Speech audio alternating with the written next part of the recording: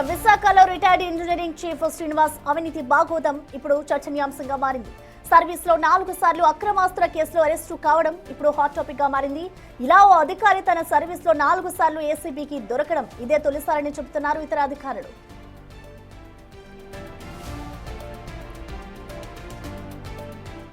విశాఖలో retired engineering chief Srinivas అవినీతి బాగోతం ఇప్పుడు చర్చనీయాంశంగా మారింది. సర్వీస్ లో 4 సార్లు అక్రమాస్తుల కేసులో అరెస్టు కావడం హాట్ టాపిక్ గా మారింది.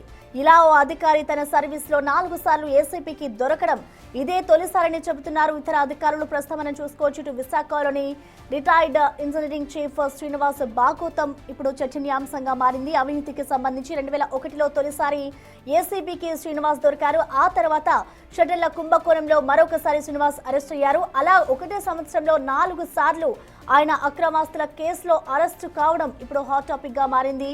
దీనిపై పూర్తి డీటెయిల్స్ ని మా ప్రతినిధి రాజు అందిస్తారు. రాజు,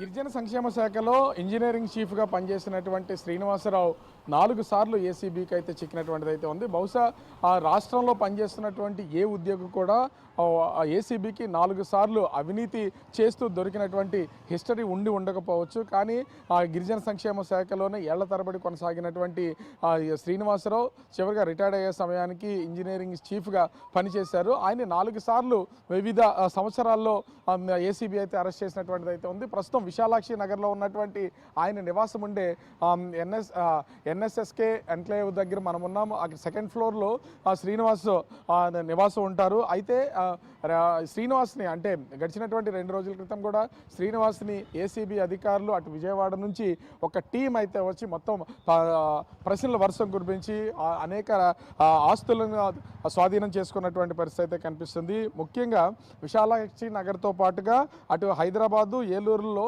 3 చోట్ల మొత్తం 4 చోట్ల ఏకకాలంలో వీళ్ళైతే దాడులు అయితే నిర్వహించినటువంటి పరిస్థితి కనిపిస్తుంది.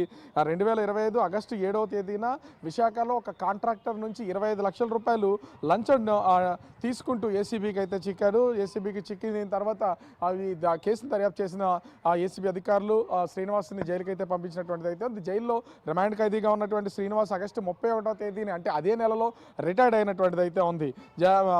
రిటైర్డ్ అయిన తర్వాత శ్రీనివాస్ బెయిల్తో వచ్చి ఆ ఇంట్లో ఉంటున్నటువంటి పరిస్థితి అయితే ఉంది. దీంతో అక్రమాస్తుల కేసుని దర్యాప్తు చేస్తున్నటువంటి ఏసీబీ అధికారులు అటు హైదరాబాదు, ఏలూరు, విశాఖలో ఉన్నటువంటి మొత్తం 4 చోట్ల ఏకకాలంలో దాడులు నిర్వహించడంతో మొత్తం 4 ఏళ్లలో కూడా కీలకమైనటువంటి డాక్యుమెంట్లు, 10 స్థిరాస్తి పత్రాలు, ఒక ఇన్నోవా కారు, బంగారు, వెండి నగలు, కొంత నగదు సీజ్ చేసినటువంటిది అయితే ఉంది. 2001 నుంచి 2025 వరకు 4 సార్లు శ్రీనివాస్ని ఏసీబీ అధికారులు లంచం తీసుకున్నటువంటి కేసులో అరెస్ట్ చేసిన పరిస్థితి అయితే ఉంది. అంటే ఏ స్థాయిలో అవినీతి పాల్పడిపోతే ఇన్ని కోట్ల రూపాయలు సంపాదించకపోతే ఏసీబీ అధికారులకు ఇన్నిసార్లు దొరికారనేది ఇక్కడ చర్చనీయాంశంగా మారుతుంది. మనం ఒకసారి ఆ విజువల్లో కనుక మన దగ్గర ఉన్నటువంటి విజువల్లో కనుక చూస్తే ఆయన ఇంటి కింద పార్క్ చేసినటువంటి ఇన్నోవా కారును కూడా ఏసీబీ అటు ప్రభుత్వ అధికారులను కూడా మభ్యపెట్టి ఆ కారుని వీళ్ళు అంటే ప్రతి అధికారికి కూడా ప్రభుత్వం నుంచి అద్దెకి తీసుకోవడానికి కారు ఇస్తుంది. కానీ శ్రీనివాస్ సొంతగా కారును కొనుగోలు చేసి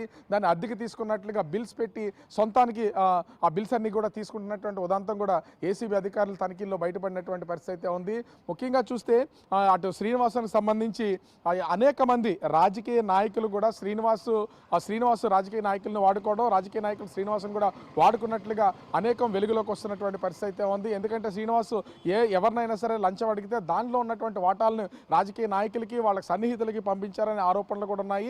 అదేవిధంగా కొంతమంది రాజకీయ నాయకులు శ్రీనివాసుని లంచాల కోసం సెట్ చేసి మరి అతని ద్వారా లంచాలు తీసుకుని వీళ్ళు వాడుకున్నట్టుగా కొన్ని ఆరోపణలు అయితే వస్తున్నటువంటి నేపథ్యం అయితే ఉంది. ఈ కోణంలో కూడా అటు ఏసీబీ అధికారులు ఈ కేసుకు సంబంధించి దర్యాప్తు చేస్తున్నటువంటి పరిస్థితి అయితే ఉంది. ఒక అధికారి ఇన్ని కోట్ల రూపాయలని అవినీతి చేసి సంపాదించారంటే అర్థం చేసుకోవచ్చు గిరిజన సంక్షేమ శాఖలో ఏ స్థాయిలో అవినీతి జరుగుతుందనేది. ఏసీబీ అధికారుల తనిఖీల్లో ప్రస్తుతం అయితే అనేక డాక్యుమెంట్లు, ఇళ్లకు సంబంధించినటువంటి పత్రాలు బయటపడినటువంటి నేపథ్యంలో ప్రస్తుతం ఆస్తులకు సంబంధించిన విలువ ఎంత, అటు మార్కెట్ విలువ ఎంత, అదేవిధంగా ప్రభుత్వ బహిరంగ మార్కెట్లో విలువ ఎంత అనేది కూడా లెక్కలు కడుతున్నటువంటి పరిస్థితి అయితే ఉంది. ప్రస్తుతం శ్రీనివాస్ని అరెస్ట్ చేసినటువంటి ఏసీబీ అధికారులు ప్రస్తుతం అయితే రిమాండ్కి పంపించినటువంటి పరిస్థితి అయితే ఉంది.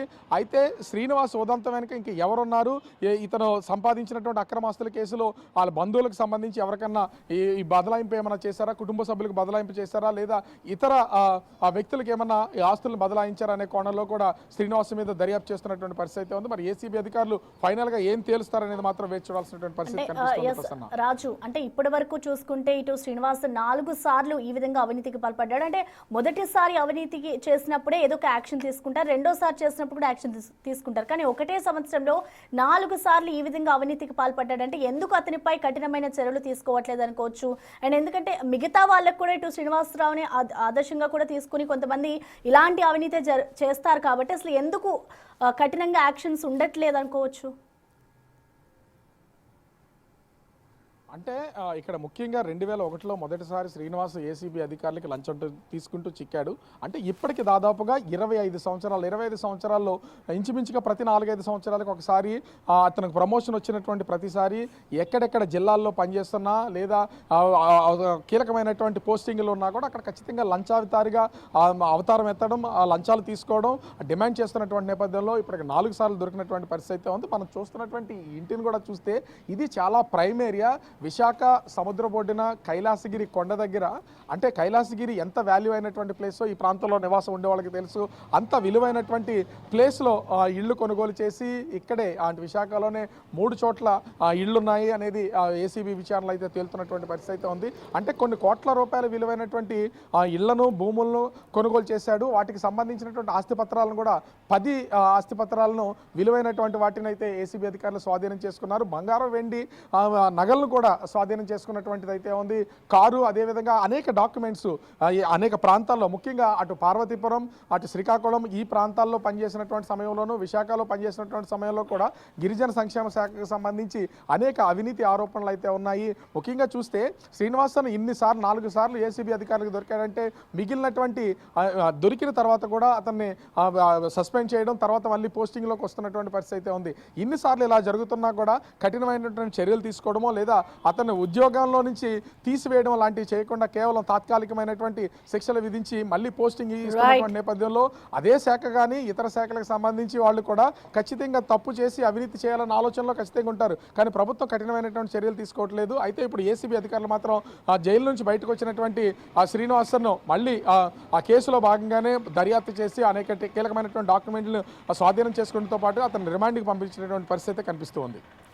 Right, thank you Raju. So మొత్తానికి చూసుకోవచ్చు, ఇటు విశాఖలోని రిటైర్డ్ ఇంజనీరింగ్ చీఫ్ శ్రీనివాస్ అవినీతి బాగూతం అయితే ఇప్పుడు చర్చనీయాంశంగా మారింది. ఒకటే సంవత్సరంలో 4 సార్లు ఆయన అవినీతి చేయడంతో ఇటు ఏసీబీ అధికారులు అయితే దీనిపై మరొకసారి విచారణ చేయబోతున్నారు. నెక్స్ట్ ఏం జరగబోతుంది అనేది కూడా ఇటు